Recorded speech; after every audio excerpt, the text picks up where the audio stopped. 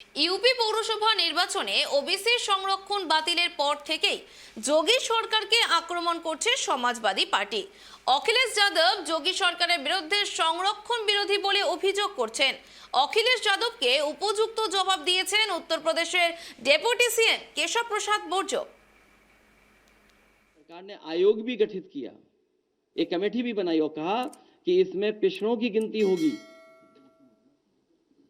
उस आयोग ने, उस कमेटी ने रिपोर्ट तो दी, लेकिन वो रिपोर्ट कभी सार्वजनिक नहीं की गई। और सरकार ने ये कहा, सरकार की मंशा ये थी कि क्लास 3 और क्लास 4 में कितने पिछड़े नौकरी पा रहे हैं, उनकी कितनी गिनती है उसमें। लेकिन सरकार ने अभी तक उस रिपोर्ट को पब्लिक नहीं किया है, किसी की जानकारी में नहीं लाया गया। इसलिए लगातार सरकार भेदभाव कर रही है और जरूरत पड़ेगी और हमारी पार्टी के संगठन के लोग, पिछड़ा वर्ग का जो संगठन है उसके लोग तैयार कर रहे हैं। अगर सुप्रीम कोर्ट में भी लड़ाई लड़नी पड़ेगी तो समाजवादी पार्टी पिछड़े वर्ग के साथ पूरे सहयोग और मदद के साथ खड़ी होगी, जिससे सुप्रीम कोर्ट में भी लड़ाई लड़ी जा सके, क्योंकि सरकार पे भरोसा नहीं है। सत्ता से चले गए हैं, थोड़ा बेचैन हैं, थोड़ा तिलमिला रहे हैं, थोड़ा परेशान हैं। उनको लग रहा है कि ना सत्ता में हम आ पा रहे हैं ना आ पाएंगे, इसलिए इस प्रकार की बात करते हैं। भारतीय जनता पार्टी के नाते भी और सरकार के नाते भी स्पष्ट कर चुके हैं कि पिछड़ा वर्ग के आरक्षण के बगैर नगरीय निकाय के चुनाव नहीं होंगे। और कल कमीशन भी गठित हो गया है।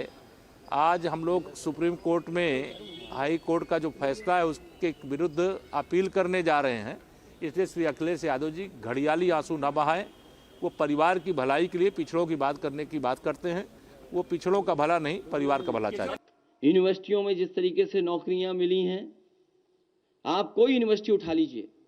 मुझे याद है बलिया में यूनिवर्सिटी समाजवादी सरकार में बनी थी। समाजवादी नेता चंद्रशेखर जी के नाम पर बड़े पैमाने पे घोटाला हुआ। बांदा यूनिवर्सिटी में घोटाला हुआ।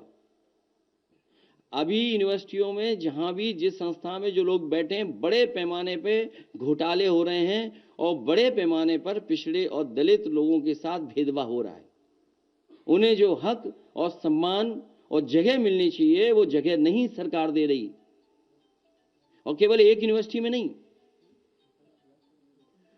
पूरे उत्तर प्रदेश की आप यूनिवर्सिटियां उठा कर देख सकते हैं। श्री अखिलेश यादव जी को हर दिन स्वप्न आता रहता है। मुख्यमंत्री की कुर्सी उनकी चली गई है और कभी मिलने वाली नहीं है। तो इस प्रकार के जो बयान देते हैं, उनके बयानों को जनता हंसी उड़ाती है। वो जानते नहीं है कि भारतीय जनता पार्टी के जो ये मजबूत 2 पिलर जिनकी बात वो करते हैं, चाहे केशव प्रसाद मौर्य चाहे ब्रजेश पाठक की, तो वह अपने विधायक बचाएं, क्योंकि उनके विधायक ही बीजेपी में आने के लिए इतनी लंबी लिस्ट है हम लोगों के पास कि हम अभी ले नहीं रहे हैं। अन्यथा अखिलेश यादव जी केवल सैफई परिवार के साथ रह जाएंगे।